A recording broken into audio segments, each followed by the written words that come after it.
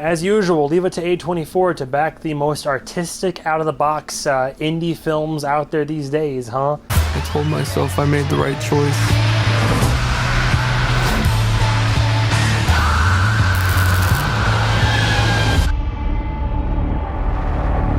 What if I really was someone else? Very far away on the other side of a television screen.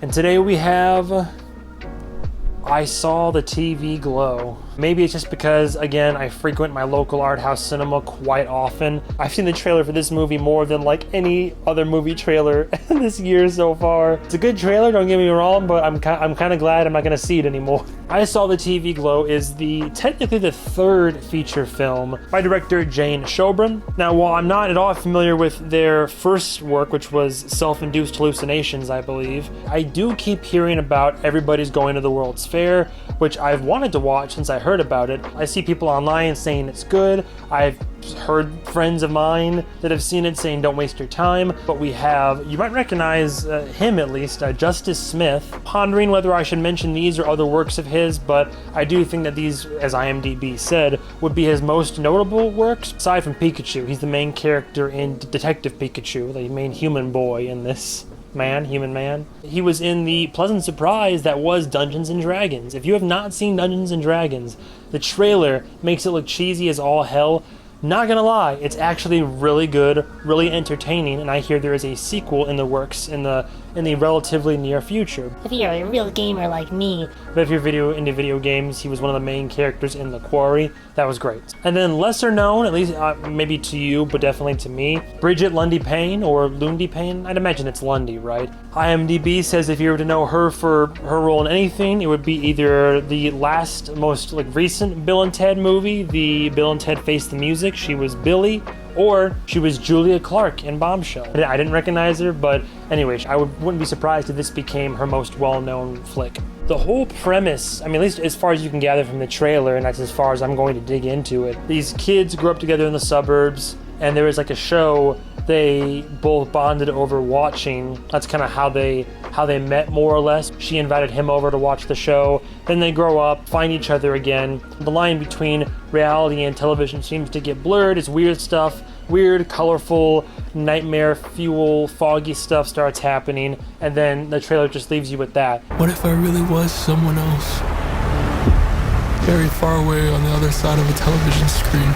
The trailer implies things very dreamlike and very weird and funky. But basically the show they watched is, I mean, in my opinion, it's kind of in homage to those, especially 90s, like when I grew up, it was like Goosebumps, Are You Afraid of the Dark, borderline late night, supposed to be young adult shows, but they kind of scare the crap out of you as a kid. They're Buffy the Vampire Slayer. They literally use the same font from the credits of Buffy and the credits for this show. So there's very clear parallels and homage, plenty of stuff. The senior writer for the Nashville scene, he often does introductions at the theater that I go to, and he had a very beautiful pre-written piece on this movie to intro it as we went into it, and it really put us in the right headspace for it. Because it's the passage of time that's holding court as the big bad here. Don't get me wrong, there's a lot of villainy lurking around in this film. From feeling adrift in one's own skin, the effects of cancer and dumbass authority figures, all the way to weaponized indifference.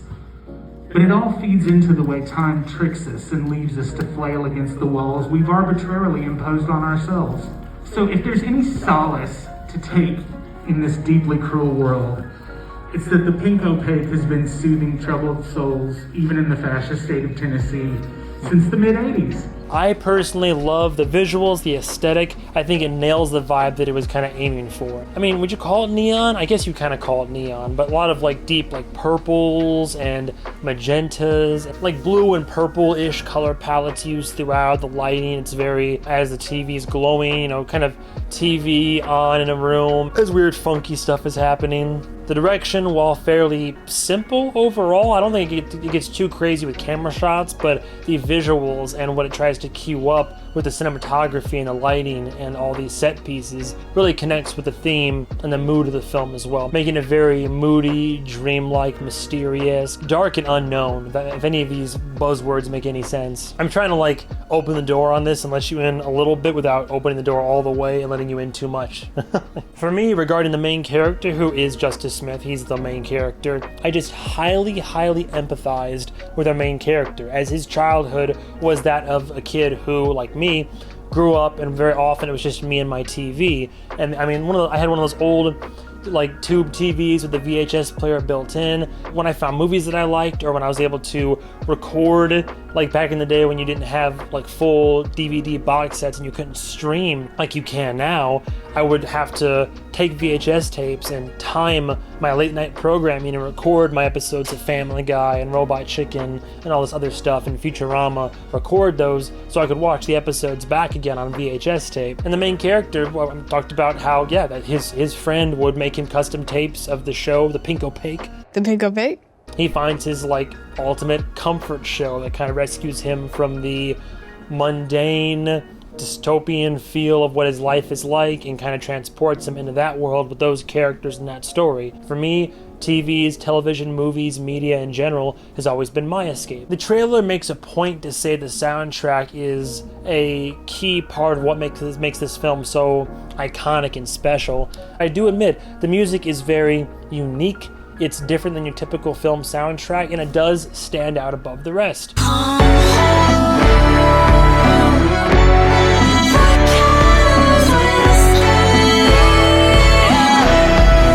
The vibe and the feel and the sound of each song thematically went with the movie perfectly. It was great. One could say that a good chunk of this film, it starts off as what's in the trailer, and then from there kind of just like takes off from there.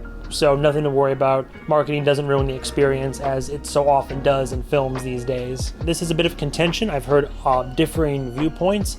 Personally, I liked the performances. I thought the performances were all good. If you get past the odd choice of wording in some of the monologues and back and forth dialogue bits, I personally enjoyed these characters and just the characters they played. The way I describe this film to people that have been asking me about it, sometimes you just watch a film, you know, but other times films, they become more of an experience, right? Not to say the whole film is like this, but there were frequent moments throughout this film where it wasn't so much that I was watching it anymore, but I felt myself being pulled and drawn in by the visuals or the acting or the character performance. And through one reason or another, this film literally like pulled me in and enveloped me, and I was just kind of like experiencing, hence again the title of the video, it was a visceral experience for me. And I think the coolest part about this film, and where again the reviews start kind of going all over the place with how people enjoyed this, but what I love is how much this film evokes conversation. Recently I saw a film where Ethan Hawke, I'll get to this review eventually on my channel, he talks about, I think when he was doing First Reformed, and the director on that once said, a good film starts once the credits roll. And I will say, as good as this film was, when the credits rolled, that's when I had the most questions and curiosities. That's when the cogs in the brain really start turning and going. And that's when we had all of our conversations. After the film ended, to this day, we're still discussing it and like theory crafting and talking about it. I love films that evoke conversation where they're not entirely like, oh my God, what just happened? And they're not too like spoon feeding you with your typical A to B succinct bow ribbon tied on the end of its story. But it's just vague enough where you're still talking about it, wondering, and trying to piece it all together. Now, if we are going to get to the cons, I will say, so where people kind of disagreed about this movie and didn't love it is they think the narrative, really. I think some people didn't like the delivery of lines. One of my friends compared the delivery of characters' dialogue in this film to that of a Wes Anderson film, where it's like kind of monotone throughout a lot of it. Maddie disappeared without a trace. All they found was her TV set burning in the backyard.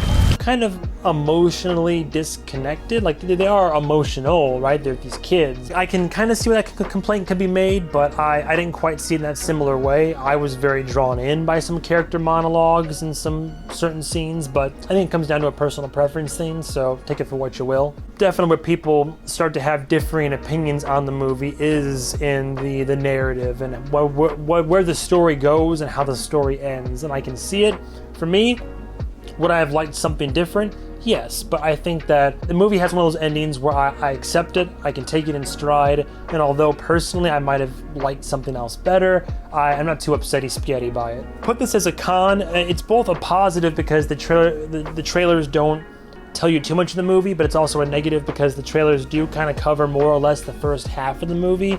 Not great, but not terrible either. I think the overall consensus between my friends and I, and it's why it's not perfect for me, as much as I enjoyed the experience of this film and all the things I liked about the film, right as the film was really starting to go somewhere and was like taking off and I was more and more reeled in, an interesting, unique, crazy experience, it then just kind of stops. And I don't know, I would have liked more. If you had trimmed off some of the fat of the first half and kind of spiced up more of the second half, I think I would have really loved it and would have been perfect in my eyes, or close to it. As it stands, out of all the A24 movies to come out so far this year, it's not my favorite, but I still really enjoyed it for what it is. I think for me, this movie is more about the vibes, the visual aesthetic, and the fact that I can empathically connect to its main character. But it's not without its flaws. There are going to be a bunch of people, and I know because there currently are that I know of, a bunch of people that don't really love the movie, but I really enjoyed it. It's a great cinematic experience that I could definitely recommend. For all these reasons and probably many more, but for the sake of time, we're going to leave it at, I saw the TV Glow,